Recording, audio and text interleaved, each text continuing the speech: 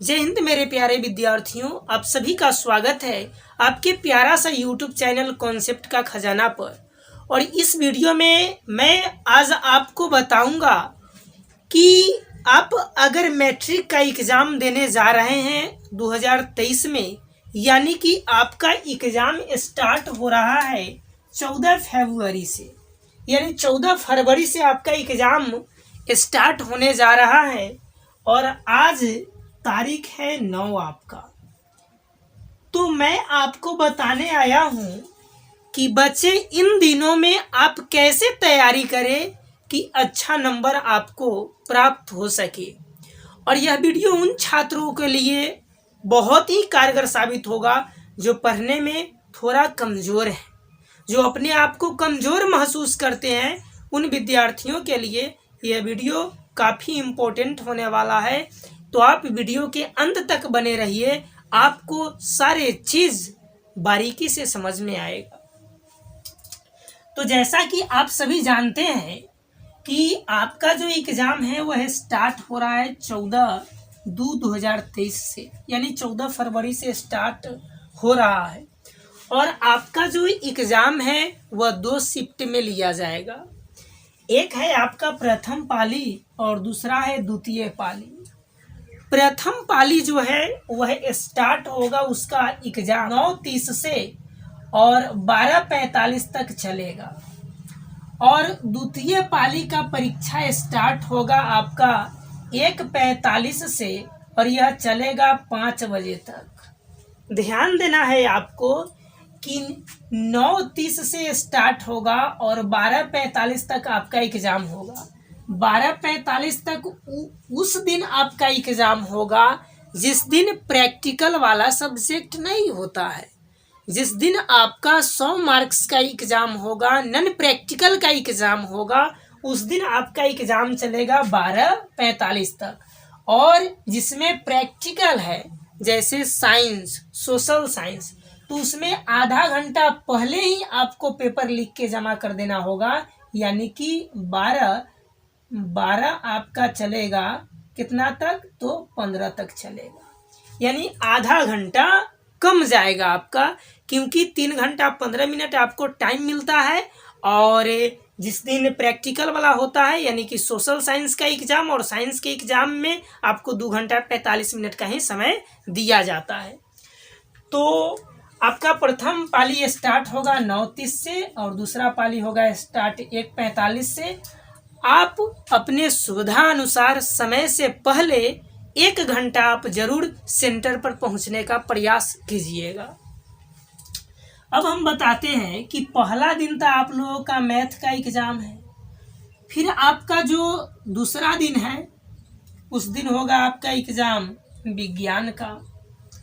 फिर 16 तारीख का एग्ज़ाम होगा सामाजिक विज्ञान का। फिर 17 तारीख का होगा अंग्रेजी का। फिर 20 तारीख का होगा हिंदी का, और हिंदी उर्दू जो भी लैंग्वेज सब्जेक्ट है उनका होगा। फिर आपका 21 तारीख का संस्कृत, और संस्कृत के अलावा भी बहुत सारे लैंग्वेज हैं, वह लैंग्वेज का एग्ज़ाम होगा।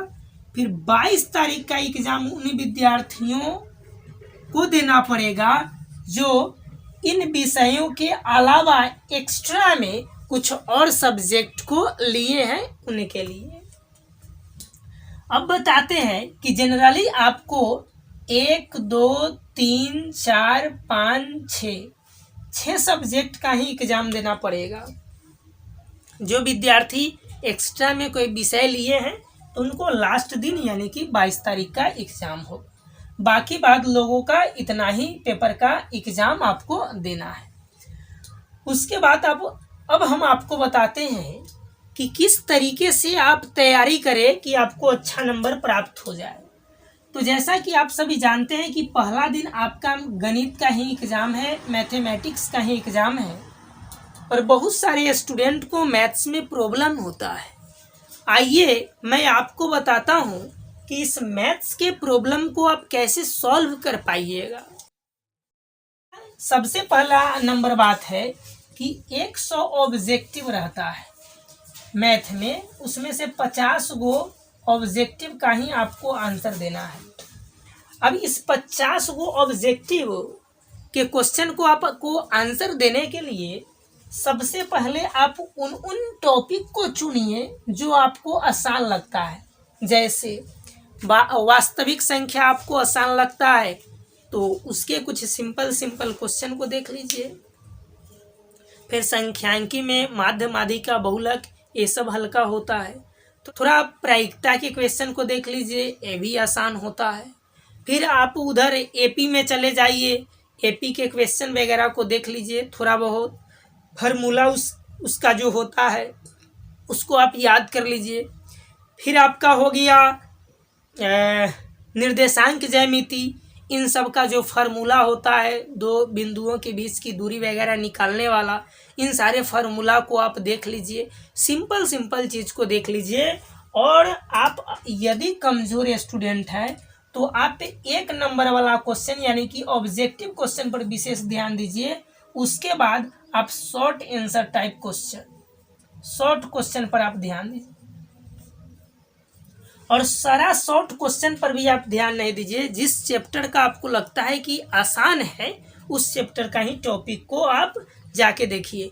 यदि मैथ्स के बहुत सारे वीडियो भी हमारे यूट्यूब चैनल पर पढ़ाया जा चुका है, अगर आप वहां से भी देखना चाहते हैं तो वहां से देख के आप त्रिकोणमिति वगैरह के भी मान से संबंधित प्रश्न आते हैं, तो वहां से उस वीडियो को आप जाके यदि देख लेते हैं तो फिर मैथ्स में आपको दिक्कत होने वाला नहीं है। आप आराम से पास कर जाइएगा। कम से कम आपको मैथ्स में पास करने के लिए जानते ही हैं कितना नंबर का ज़रूरत है, 30 नंबर। मेरे भाई पहला दिन मैथ का ही एग्ज़ाम है और यदि आपका पहला दिन पेपर मैथ्स का अच्छा नहीं जाएगा तो फिर आपका रिजल्ट अच्छा नहीं आ सकता है। और पहला दिन चूँकि मैथ्स का ही एग्ज़ाम है तो बहुत सारे लोगों को डर भी लगता है। डरना नहीं है। और मैथ्स से संबंधित अगर आपको ग्राफ वगैरह इन सब को आप अच्छी तरीक़ा से अगर बना पाते हैं तो उसके लिए आप इंस्ट्रूमेंट बॉक्स का, ज्योमेट्री बॉक्स को आप ज़रूर लेके जाइए, ठीक। और नहीं तो कम से कम आप पेंसिल रख लीजिए, कटर रख लीजिए, मिटाने वाला मेट्रो रख लीजिए। फिर आप स्केल वगैरह जो ज़रूरत का वस्तु है उसको आप रख के जाइए, ले जाने दिया जाता है, कोई दिक्कत नहीं है। चूँकि यदि आपका मैथ पेपर अच्छा से अगर निकल जा रहा है तो बाकी विषय को मैं जानता हूँ कि आप कर लीजिएगा। चूँकि बाकी बात विषय में तो हिंदी है, कुछ आप लिख के आ सकते हैं, लेकिन मैथ में क्या लिखिएगा। इसलिए आप मैथ पर विशेष ध्यान दीजिए।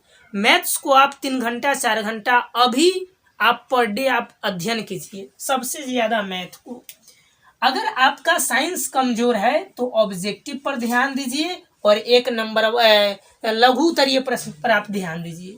फिर आपका जो सामाजिक विज्ञान है, सामाजिक विज्ञान में तो आपको अच्छा नंबर आना चाहिए क्योंकि यह बहुत ही आसान विषय होता है। लेकिन बहुत सारे कोचिंग इंस्टीट्यूट में मैंने देखा है कि सोशल साइंस में लोग इसको सिर्फ टिक लगवा देते हैं और बच्चों को बोलते हैं याद करने के लिए। नहीं, ऐसा यदि आप करते हैं तो आपको लंबा समय तक आपको याद नहीं रह सकता है और क्वेश्चन का आप आंसर सही से नहीं भी लिख पाइएगा।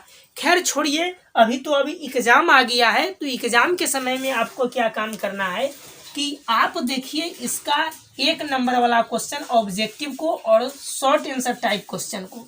चाहे आप तेज विद्यार्थी है चाहे आप कमज़ोर विद्यार्थी है, दोनों विद्यार्थी के लिए इम्पोर्टेंट है कि सोशल साइंस में आप 2 नंबर वाला क्वेश्चन पर विशेष ध्यान दीजिए और ऑब्जेक्टिव पर विशेष ध्यान दीजिए।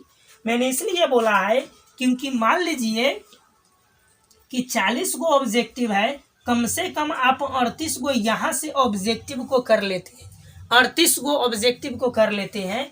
उसके बाद आपका 2 नंबर वाला क्वेश्चन देखिए क्या गो रहता है। ऐसे 2 नंबर वाला क्वेश्चन हिस्ट्री में 3 गो आंसर देना होगा तो 3 गुना 2 यानी कि 6 हो गया।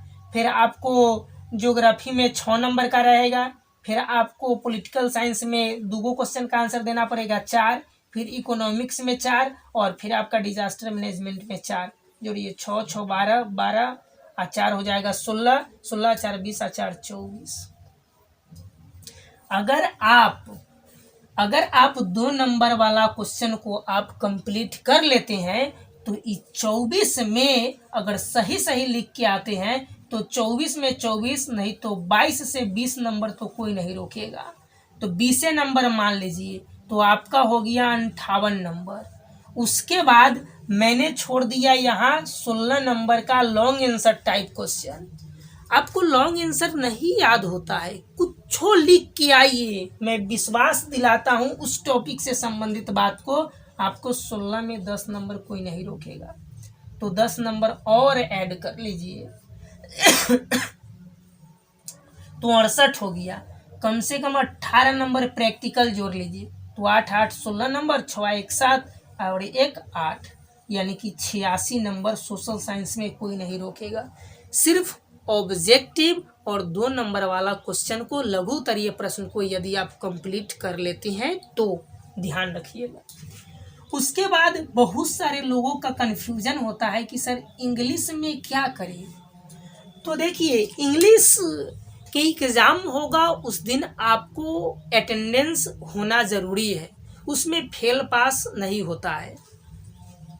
यदि आपका अंग्रेजी में 30 से कम भी नंबर है तो आप फेल नहीं होइएगा, न फेल लिखा हुआ रहेगा।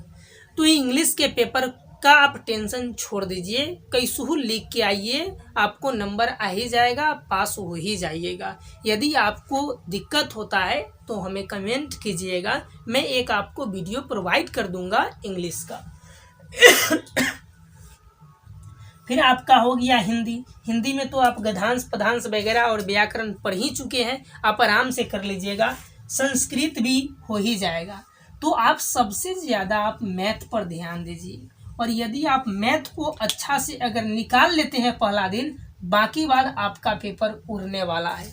तो आइए, एग्ज़ाम के समय में मैं आपको हेल्प भी करूँगा और करता ही हूँ। तो रखते हैं आज की वीडियो को यहीं तक। अगर कोई किसी भी प्रकार का आपको प्रश्न पूछना है तो कमेंट बॉक्स में आप कमेंट जरूर कीजिएगा, और यदि अभी तक हमारे चैनल को आप सब्सक्राइब नहीं किए हैं